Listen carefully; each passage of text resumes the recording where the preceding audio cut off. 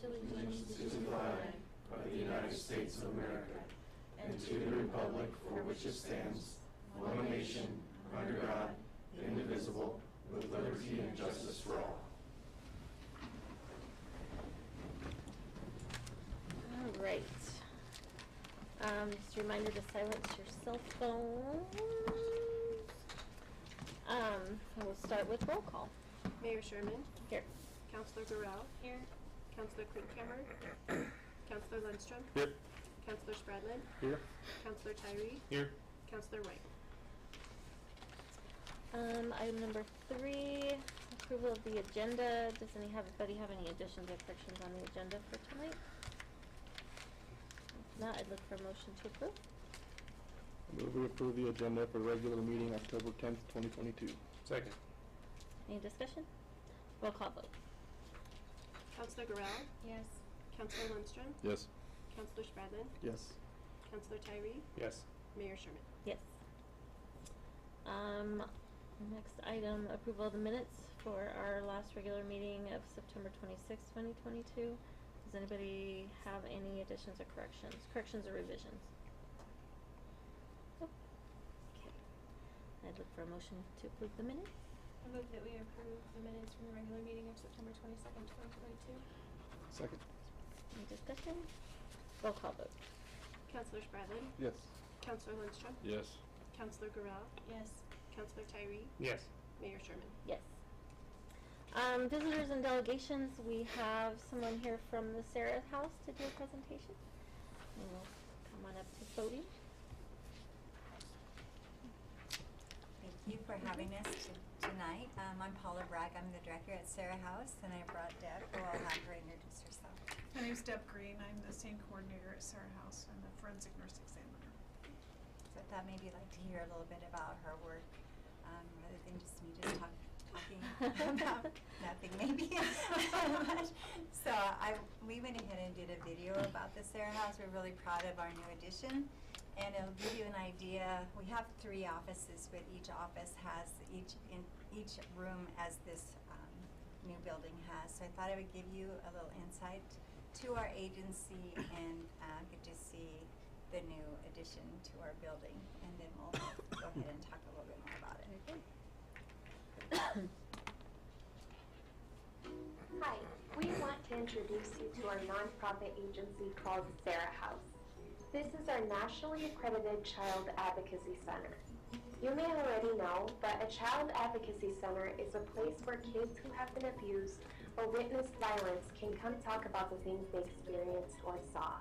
Here, they'll talk, get referred to important services, and hopefully only have to tell their story once, in a warm, welcoming environment, so they can focus on kid stuff and their journey for healing. We've got trained forensic interviewers that talk to kids in a gentle, child-friendly manner, and who work alongside MDT members, including law enforcement, CPS, and medical providers. This is our advocacy center in Fort Morgan. We serve 7 counties in the 13th Judicial District. That's approximately 10,000 square miles across rural northeastern Colorado.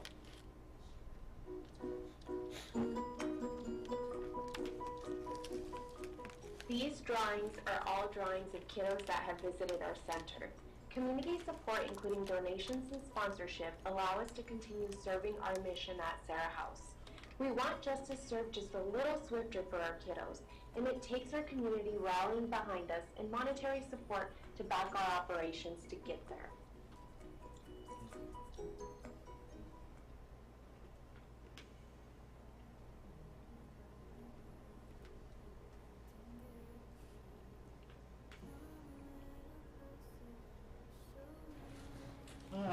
I just want to tell you guys this is a great honor to Bath Farms that you guys would come out here and support the Sarah House like this.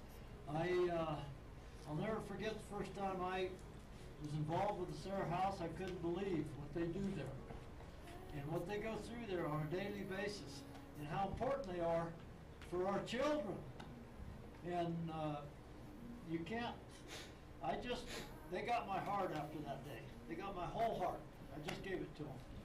And this is an honor to me that I feel like with all you guys together, we're all a team. And we're all working, we're all gonna have some fun while we're supporting our children and the Sarah House and the staff and what they have to go through every day. It's just amazing, so.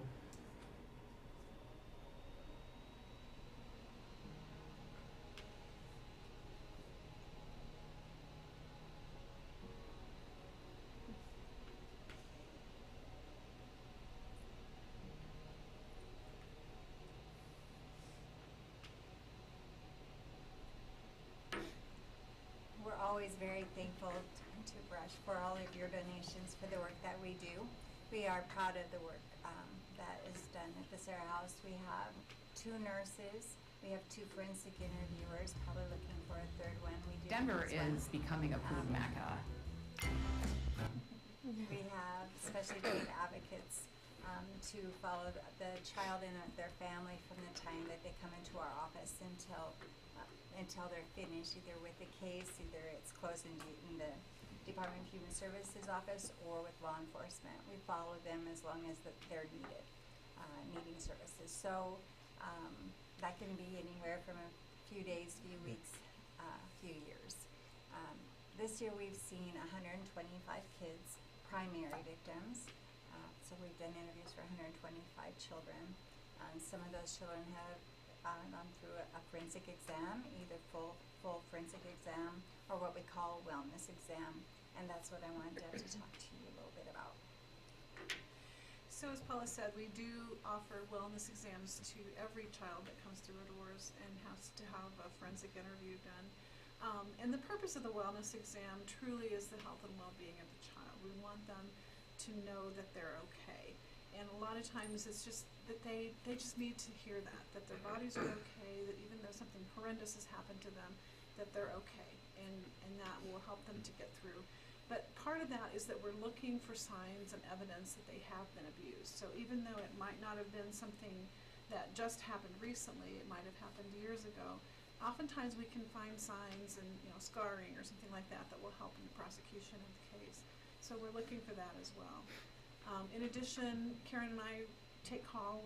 One of us is on call 24 hours a day, 7 days a week, so that we can respond to victims of adult victims of sexual assault and domestic violence. We also, I've been doing a lot of work around strangulation. It just kind of became a passion of mine, and so I've done a lot of training. Paula's allowed me to do a lot of training around it. I went to an advanced course on strangulation in Oregon early this spring, and it was amazing, and it just really lit me on fire after I went to that, just to see how really dangerous it is, and people don't realize it, and how prominent it is, and how much it affects more people than we think it does. Because men who, and I apologize, I say men, but men who strangle their spouses are the men who will shoot cops.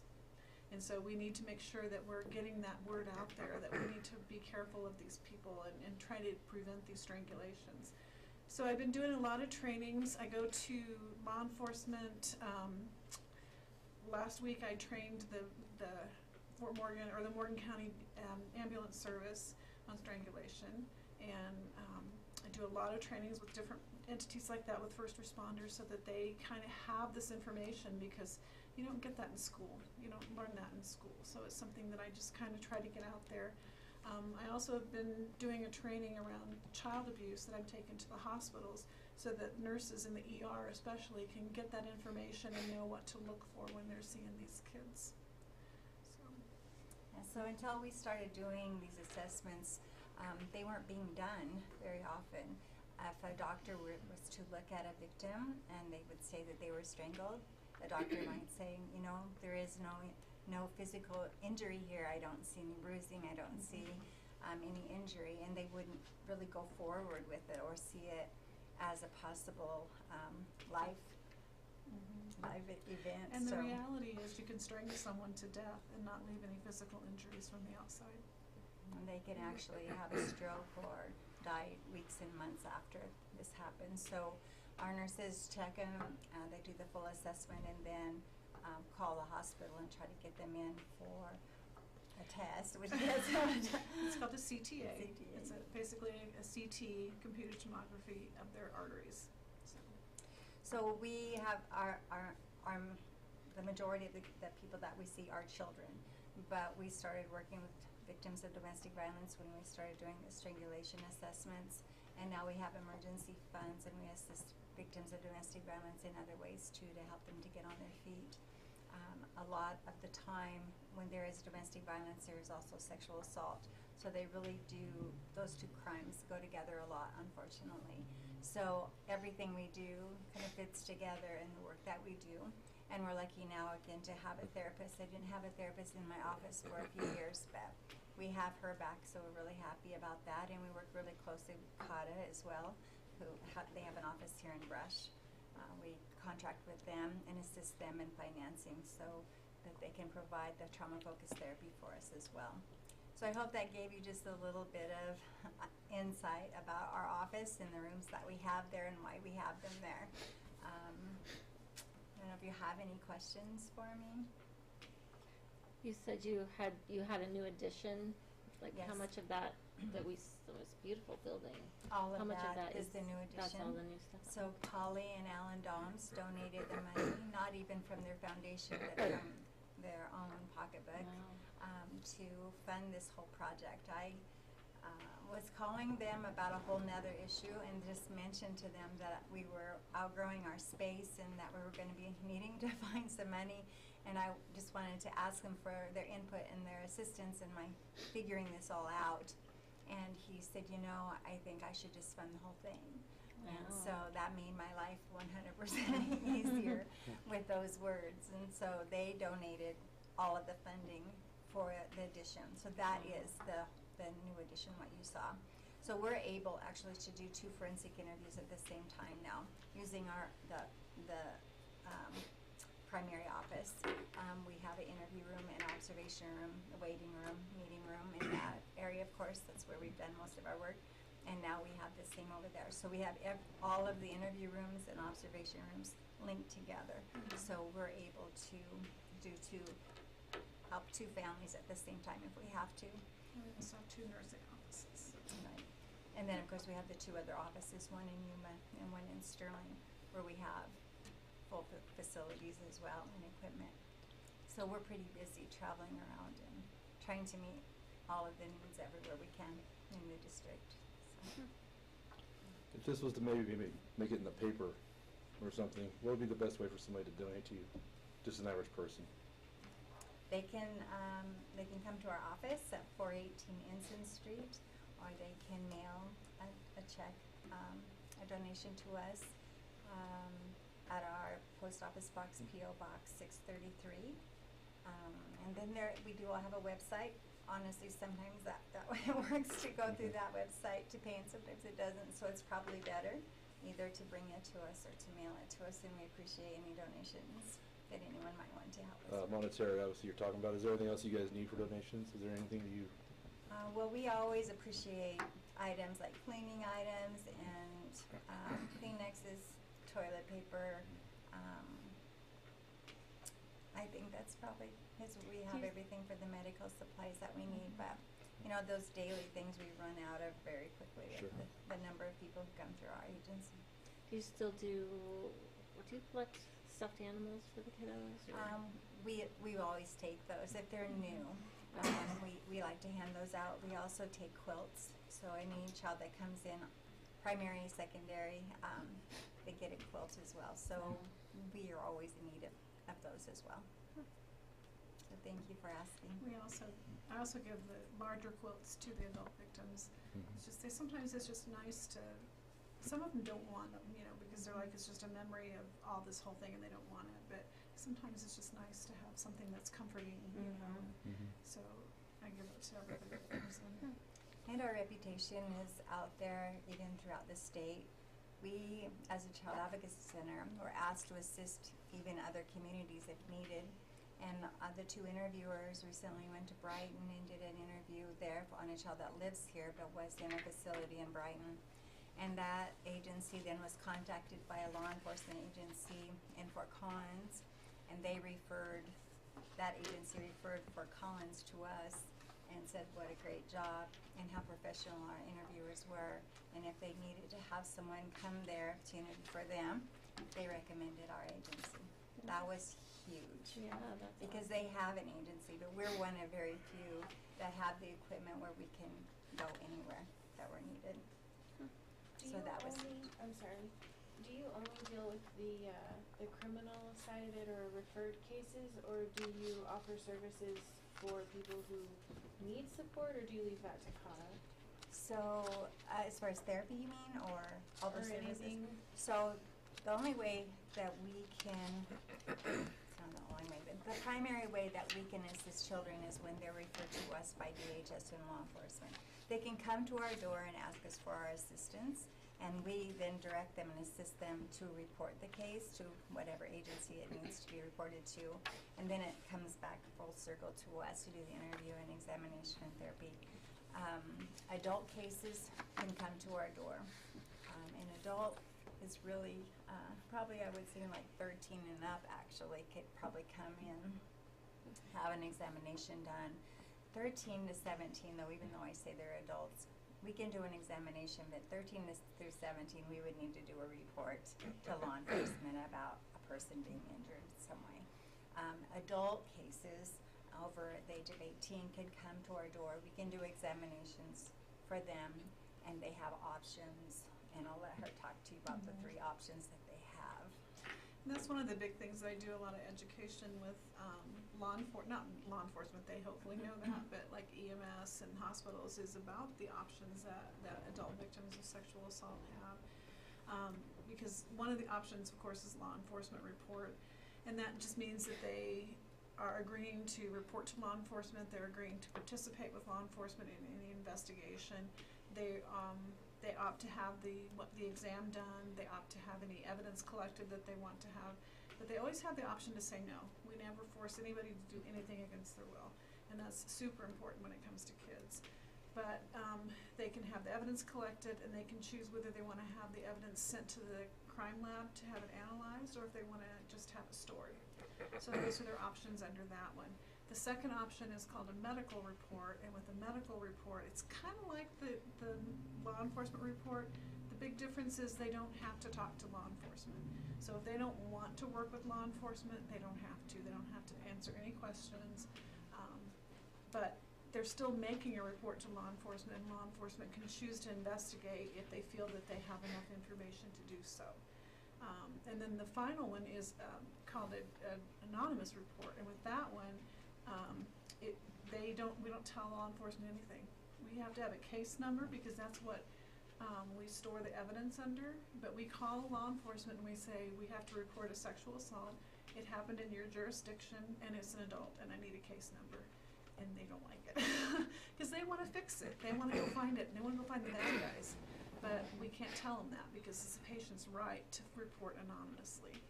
So we usually end up with about 1 or 2 cases a year that report anonymously. The majority of them will either do a medical or a law enforcement report. But even at that, it gives them the time that they need to think about it. Mhm. And we can walk them through the whole process and assist them with the, giving them the knowledge and what to expect in a criminal investigation. We even have law enforcement agents that will come and talk to the victim about the process and what they would endure, basically. Mhm. And then they can go home and they can think about whether or not they're ready. And we have had women who have come back and asked to have it fully investigated. So it's just important to give the people the time to heal, time to think, and then you have a victim who can withstand what they're about to go through, because it's not easy. Yeah. And we're very, very clear about that too. But we also want it to be investigated whenever possible, because that's really what needs to happen. Mhm. But it has to be on the victim's time and when they're ready. So we just try to help them to get to that point whenever I we think can. we're really fortunate to have you guys in our Yes. county. You Thank do you. amazing work. Thank you for what you That do. would be a tough job, so thank you for doing Oh, what we you do. appreciate you too. Mhm. Thank you very much for your time. Sure. Thank you for Yes. coming. Okay, do we have anyone for citizen comments? Does anyone want to go ahead and speak in front of council? Citizens are invited to speak to council on any item that does not have a public hearing scheduled. There's a 5-minute time limit per person unless otherwise noted by the mayor, and please use your time wisely as you only get one opportunity. This is the only chance in the meeting to address council unless otherwise invited. Please note that no formal action will be taken on an item that is not on the posted agenda due to the open meeting law provision. However, they may be placed on a future posted agenda if action is required. To better assist you with questions, please submit them in writing to the city clerk and someone from staff will respond. So go ahead. Okay. I laid in front of the counselors' positions, looks like a blank sheet of paper, but there's a URL at the top for the Colorado Water District. I'm so sorry to interrupt you. Could you please state your name and your address? Oh, yeah. I'm sorry. My name's Catherine Morris.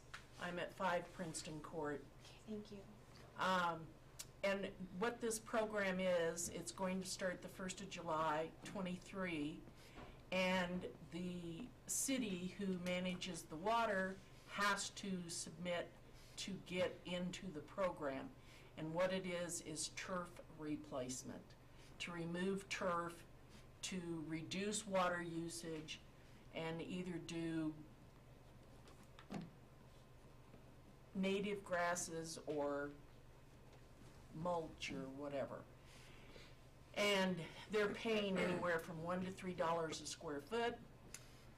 There is a contractor being hired by the state of Colorado to manage this. So Brush would have to apply for this. I'm hoping that Brush is interested in conserving water. I know I'm not the only person that would like to get rid of some of my grass. I have a huge lot and I want to get rid of half of it, but I need some money help. So I gave you the URL because it's very easy to reach on the web, and I left Dana the law from the state that this program is under so that she would have a record of it, and I just am asking the council to take a look at it and see if we can benefit, because it is water saving, and today that is a big issue. Water is big. So, Thank you for bringing it thank to you our very much. attention. Yes, thank you very much. Cool. Okay. Management. Next we have Joanne with our 2023 budget presentation.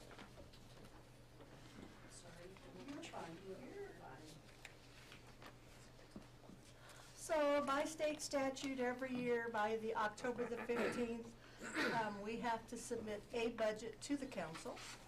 Doesn't have to be a complete budget. All the statute says is a budget. So this evening, I presented to you the 6 major funds: the general water, trash and garbage, wastewater, stormwater, and golf funds. They do not include the 2023 personnel items. They don't include the 2023 property casualty insurance, none of the administrative impact fees, none of the transfers. It's just a basic early preliminary budget and doesn't have any of the small funds. But we have now done our due diligence and we have presented to you. Thank you, Joanne. Nice job. Next we have Dale Colrick with the Department of Public Health and Environment Memorandum of Understanding. Thank you, Mayor. This is just following through with what we presented last council meeting with Memorandum of Understanding with the Colorado Department of Public Health and Environment.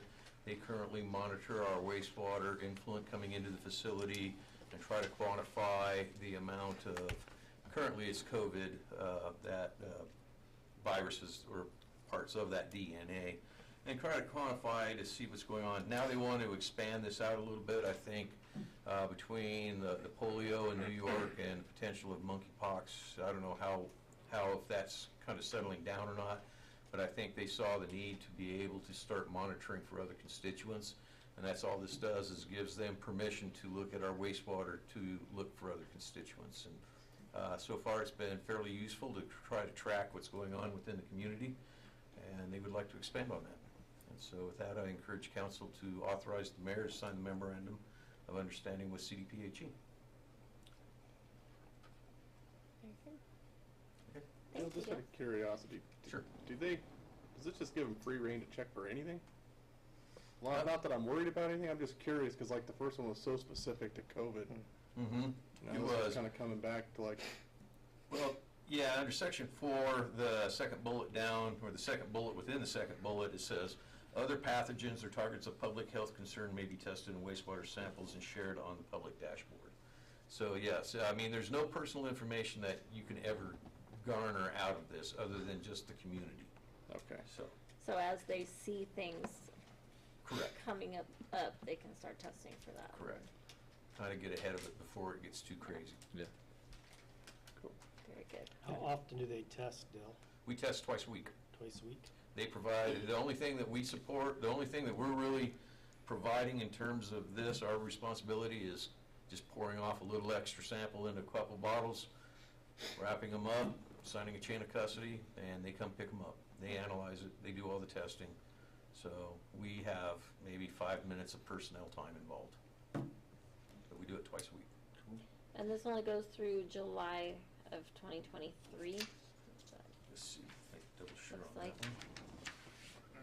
I guess if something else comes up, they'll have to do a new one. Of course, paper always has to be really super sticky when you're trying to work on something.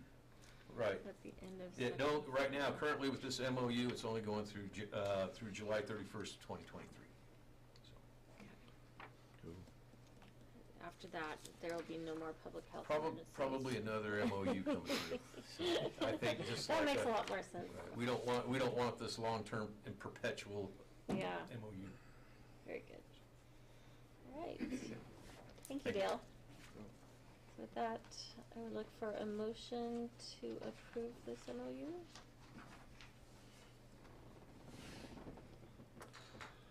I move we approve the memorandum of understanding with the Colorado Department of Public Health and Environment. In a second. I second. Any discussion? Okay, roll call vote. Counselor Guerrero, Yes. Counselor Tyree, Yes. Counselor Lundstrom, Yes. Counselor Spradlin, Yes. Mayor Sherman. Yes. Next we have a proclamation number 2022-10, designating October as Code Enforcement Month. Monty has a few words to say first. So this proclamation is for our code enforcement officers. We have two in the city of Brush. One is Lisa Lebsock, the other is Mark Pena. Lisa's been here for quite a few years working for the city of Brush, and Mark Pena, he just came on board here recently. And one thing I'll say about code enforcement, I used to always say I thought that recreation was the toughest position ever because you're dealing with people and kids all the time. So it's nonstop issues you got to deal with. But then also with the code enforcement department, it's very challenging because typically you're going to someone's door and you're not there to give good news. And so it's not as rewarding as some other positions in the city. And one of the things that, even though it is very, very tough, I do know that Lisa always takes extra time and effort to visit with people, try and explain why something is required. Also, there are some positives where many times she knows whose dogs are whose or whose cats are whose, and she gets them back to the right owners very quickly or on the spot if she can help them out. The other thing is they do maintain our animal shelter, and that animal shelter is not only used by us, but most of the law enforcement entities around the county, and so they stay very, very busy. So, yeah, a lot of work that they do, and some may not appreciate it, but I really do appreciate it, because last thing you want to see is dogs at large, weeds, trash, debris, and I'm guessing on a weekly basis there are a dozen or better complaints that come in that they have to go deal with. So, tough job, and they're doing a good job doing it. Thank you.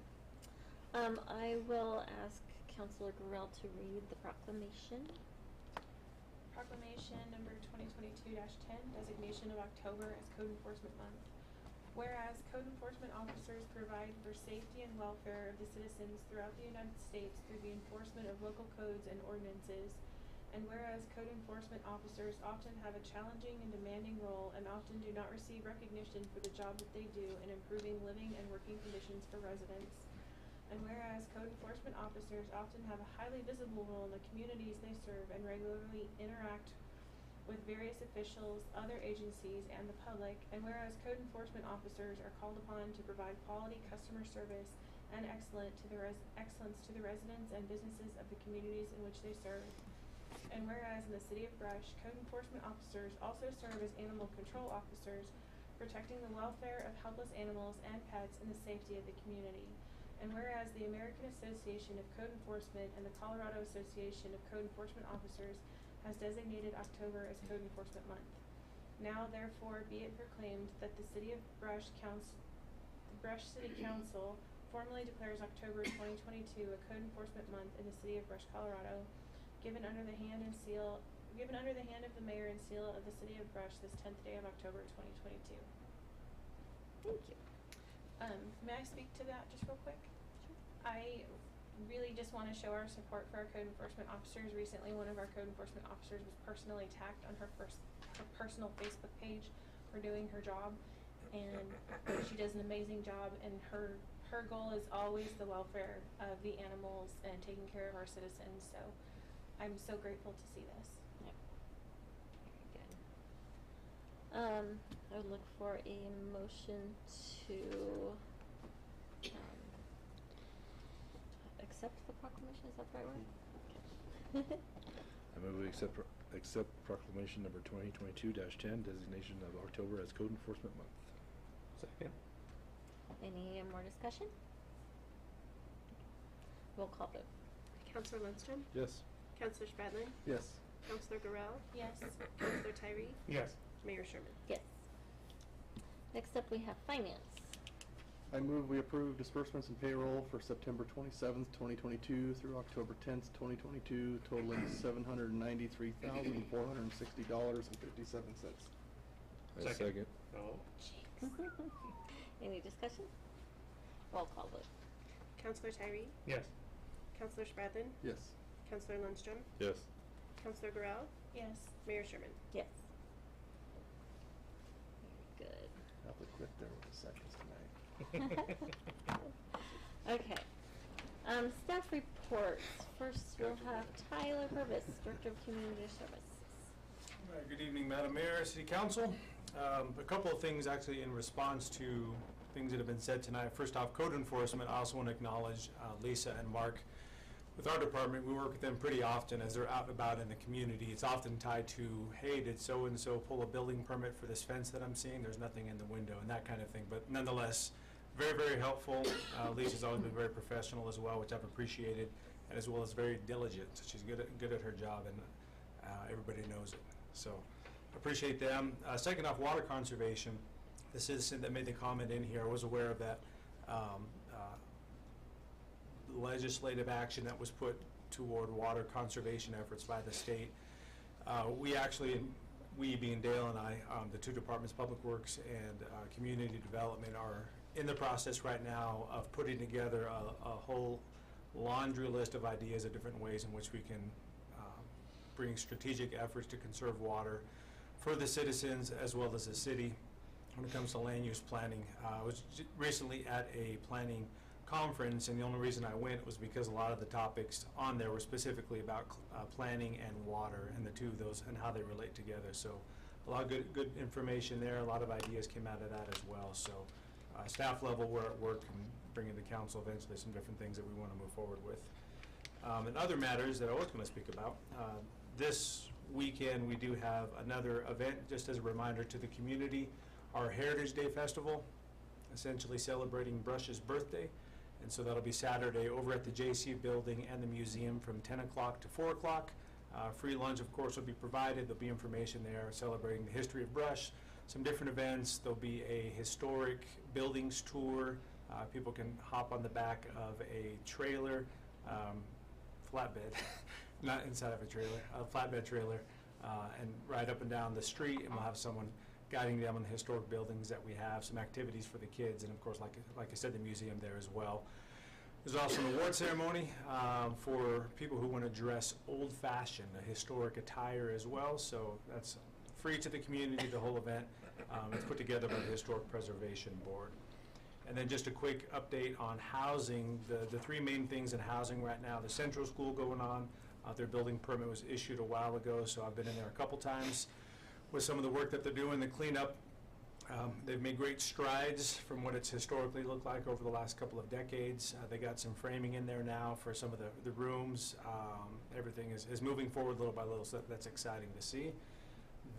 The housing 45-unit apartment complex, North Point, on the north side of the Brush Secondary Campus. They've submitted their site plan. We've issued all the comments back to that. We had a call just this past week with them to go over some of the additional comments on the drainage report. And so they're doing their due diligence, getting everything together for that, for a final site plan submittal. So we can hopefully get that approved and they can get things moving forward. As part of the agreement with them, the city was going to move some water and sewer lines. We had to make an adjustment on that. We had a call about that as well. But everything is looking good there. And then the final one, the Westwood Village, we did receive back the red line comments that we asked them to submit back in February. We did receive those this past week, so we're reviewing those as well. So that's a positive step in that direction. So that's my report. Any questions? Have you guys looked into this program, the turf replacement program? Were you familiar with that? I'm familiar with it, yeah. In my something we can previous look into? role, yeah, it's something we looked into because we were desperate for water down there. So yeah, I am familiar with that. Okay. We could look into maybe applying for that. I don't know what the pros and cons are, but Yeah, certainly. look into that.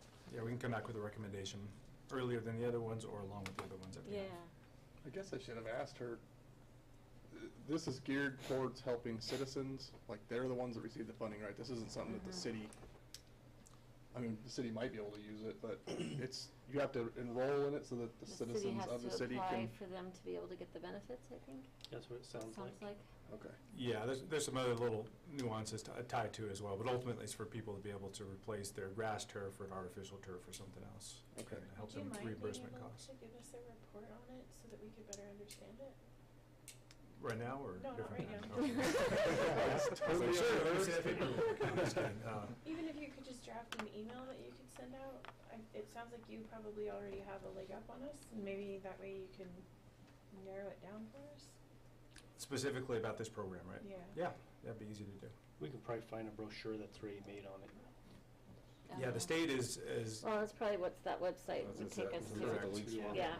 I just would like to know of the other fine nuances that were mentioned. Sure. Oh, you already found it? Yeah. Just go to that link. Frequently asked questions. Oh, I still would like a recommendation. Yeah, it's ultimately, of course, driven by the state overall recognizing our growing water detriment that we're in, and so ways in which we can respond to that to conserve water. And so it's good to see the state not just telling people what to do, but putting money to help them come up with some actual solutions. yep. Okay. Cool. One thing to realize is that that turf is pretty pricey, so even if there's a contribution towards it, a lot of times you go, well, look at how much it does cost versus how much you would save on your water rates. And us having some of the least expensive water in the area, we'll see how it plays out, but we'll see if people are really interested in it. This is kind of why I would like a report from staff, just because you're going to be able to give us more input and more insight than we could, and make a better informed decision. Yeah, but it doesn't hurt to do it, though. Yeah. But if people, I mean, if it's for xeriscaping and that kind of thing, people might be into that. All right. Thank you, Tyler. Thank you. I'd be curious how that, sorry to interrupt, just a bug in someone's ear. Be curious how that works on the city-owned portions that are grass. Like the boulevards on the other side of the sidewalk, between the sidewalk and the Oh, street. yeah. The city green space. Yeah. Not everyone in town Detached has sidewalks. that, but a lot of us do. And I know. I'd just be curious how that works out funding-wise, since it is technically city property. And I'm curious if that's what a lot of people would try to use it on. So. We'll look into it. Lance Schwint, Director of Community Services. I just have one thing. It's for an upcoming event that we got going on here on October 21st and 22nd, comedy at the course. And so we are selling tickets right now. We have 70 per night, 70 on Friday night, 70 on Saturday. The doors will be open at 5 o'clock and the show starts at 7. The course cafe itself will be shut down during that time for the comedy hour. The money that we get minus the cost of the comedians and everything else will be donated back to a nonprofit.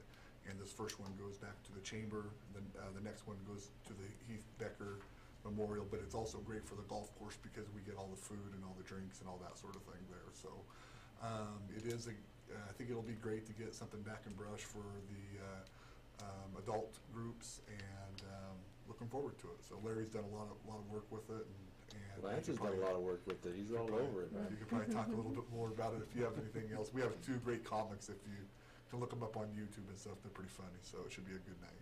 Just to clarify, the course cafe is going to be closed, but you're still going to be serving, obviously, alcohol. Yeah, and food so as anybody well. who bought a ticket, yeah, they'll still be able to get food and everything else. It just helps us control, and be able to control how many people, because we'll probably have a limited menu that night too. Okay. So it'll be So it's open closed. to whoever bought tickets. but- Right, Yeah. right, Okay. yep. Perfect. So That sounds that's the good. plan, and if you, we're selling tickets both at the golf course and at the recreation department. And then if there's anything left, we'll be selling them at the door that night. So that's the plan. Happy to see comedy back. Yeah, it'll be fun. Be a good time. Good. Thanks. Very good. Thank you, Lance. Dale Colrick, Director of Public Works.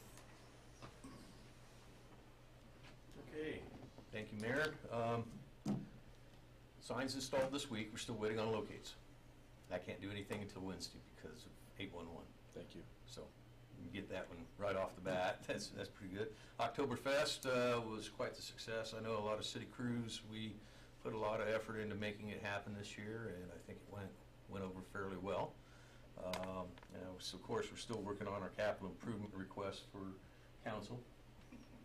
And then just to touch real quick on the Colorado Water Conservation Board's that turf replacement program.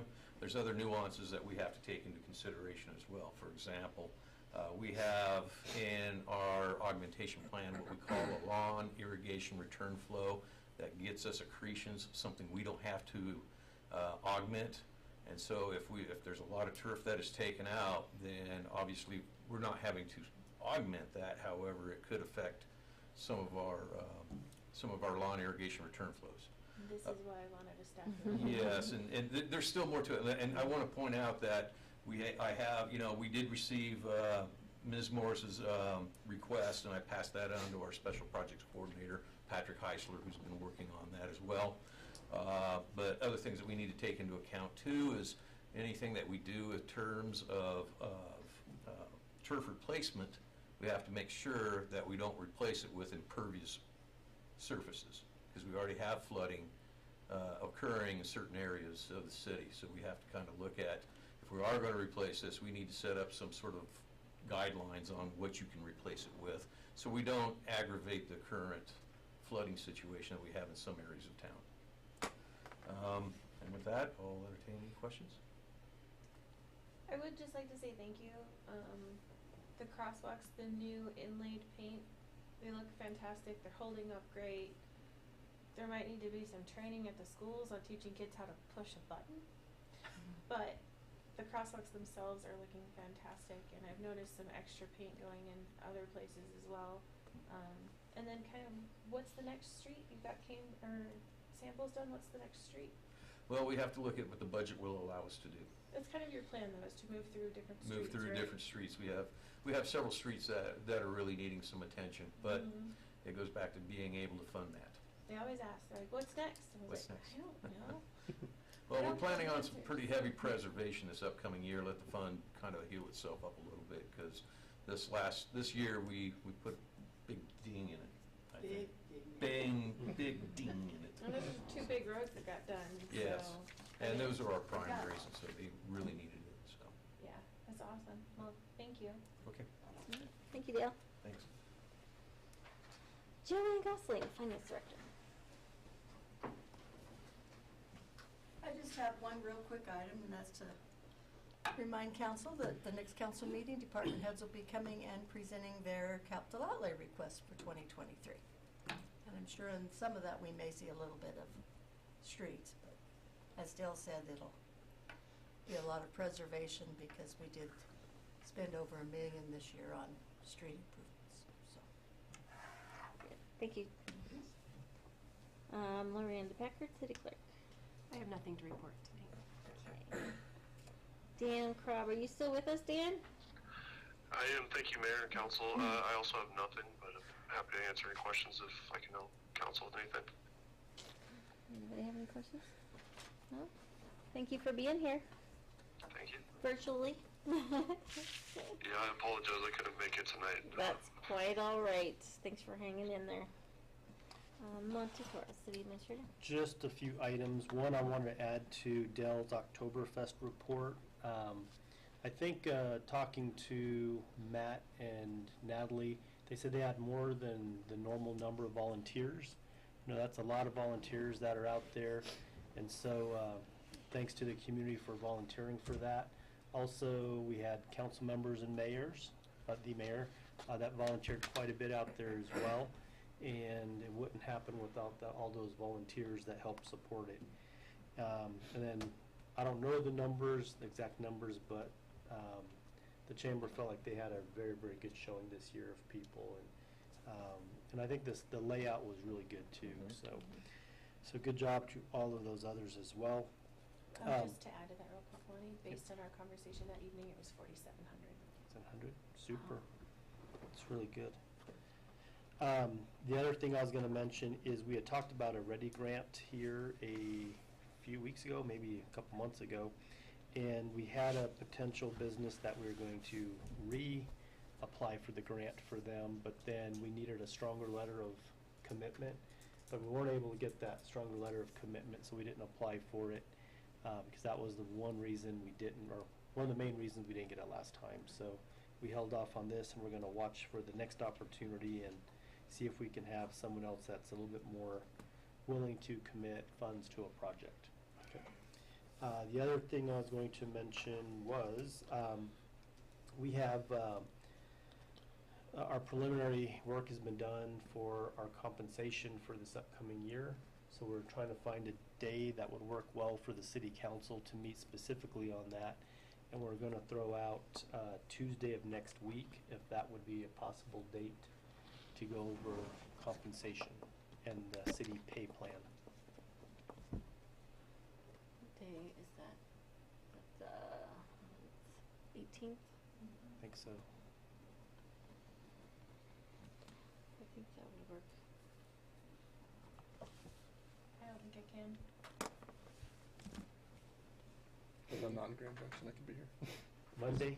Are you talking in the evening? Evening. I think as long as it's in the evening, I can make it work. I think so. Okay. I'll see what I can do, but I'm under no promises. My husband will be on shift, so I'll have no one home. Okay. So we'll use that as a tentative date, and can we use Monday as a backup? Yeah. What time? Let's shoot, does 5:30 or 6 work better for everyone? 6, please. 6 p.m. That's all I have. Very good, thank you. Mayor and council reports. Do any councilors have anything to report or share? We tried the pizza at the course. It was really good. It is good. It is really good. My wife says you need garlic bread. Oh, you know, that's, I never thought about that. She's something else. Just because I haven't heard it mentioned, this Saturday morning, ahead of the historical preservation's event is also the Prasher Dasher, which is by the Rotary, I believe. So it's 5K, really important event. So it's a foundation that raises money, correct? Yeah, we raise money for polio. The funds go to the polio. I wish I could be here for it. I'm sad that I will miss everything this weekend. I'm going to a wedding. And people can still sign up Yeah. online and over at the rec department. And I think for it that. starts at 8. It's not as early as some of them. Yeah, I think you're right. I think 8. or I think it's 8. 8 or, yeah, 8. Somewhere in there. Let's say be there at 8. If you show up at 8, you're not gonna miss it. Where's it take place at? Out at Memorial Park. Yeah, it'll actually be around Prairie Trails Park, and then right up there, so you can finish it Wow, from it's Memorial. a different place this They year. moved it, yep. And I missed it. Very good. I was talking to Matt Gordon. He was telling me about downtown Brush for Christmas, how the foundation's going to go halves on a huge tree. Mm-hmm. And it got me thinking, we're pretty lucky to have the foundation. I mean, we don't ever back down from asking them for money, you know, and they always come through. I thought it'd be a cool idea when we build our new addition out here. I don't know who gets to name the streets, but I think it'd be cool if we start naming streets after citizens in our community, past and present, that have made a difference, such as the Gunnins of the world, you know what I mean, as a thank you for what they do for us, because they don't have to. Let's be very clear, they don't have to give us that money, you know. They can keep it until it's pound sand, but they don't, you know. I think it'd be cool to do something like that. I also think it'd be cool to keep one street open and have a contest, not a contest, the opportunity for citizens to nominate people in this community that we can name a street after, you know, the Scalises of the world, or the Heath Beckers of the world, or whatever, you know, and then they can come in and kind of make their case for it, you know, and either we decide, or we can have like a vote on it. The town could vote on what that street would be named, and it'd be named after a local person, someone of our heritage. What's that? Lundstrom I was going to say Joe Lane, but you know. But I think that'd be a really cool That's a idea. good idea. You know, I it'd be don't really know neat. how the streets are named, but There was like Blue Oak or something like, you know. like the Builders Picket or. I live in the universities, that's just what I say, I'm like, I'm in the university section. But yeah, no, that's a great idea, very cool. Yeah, Silver Heritage. I like it. Anything else? I was going to ask you, Monty, you haven't brought it up lately. Did you ever hear anything about the the rural board going in on your idea for the grants and I stuff? haven't heard back anything recent from TAD. I just know that they were gonna consider it. But Wasn't there a deadline for that? Joy might have some news. Pat did contact me last week wanting Greg Edel's phone number, so I do think that they're trying to work on something possible.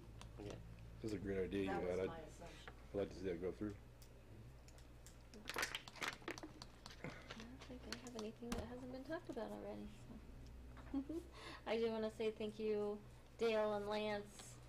I mean, the chamber gets lots of kudos for the Oktoberfest, but I know you guys did a lot of work there too, and I'm sure you were you were helping, and I mean everybody put in a lot of time and effort and brain power, so it was really good.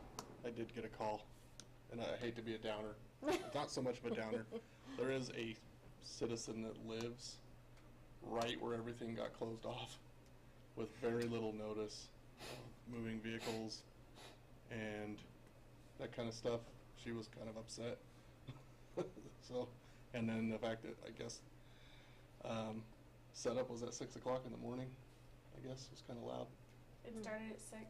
So there is gonna be a debrief that's gonna happen with the chamber and all the parties involved, and it's all gonna be discussed on what can be improved upon and what potentially needs to be changed for next year. It's the only call I got, so, but it was not a huge amount of frustration, just a little frustrated because it kind of all. Yeah, kinda so hit 'em. maybe a notice on the door a few Yeah. days beforehand. I don't think a lot of people pay attention really where things are going to be and how it's going to be closed off until right when it happens.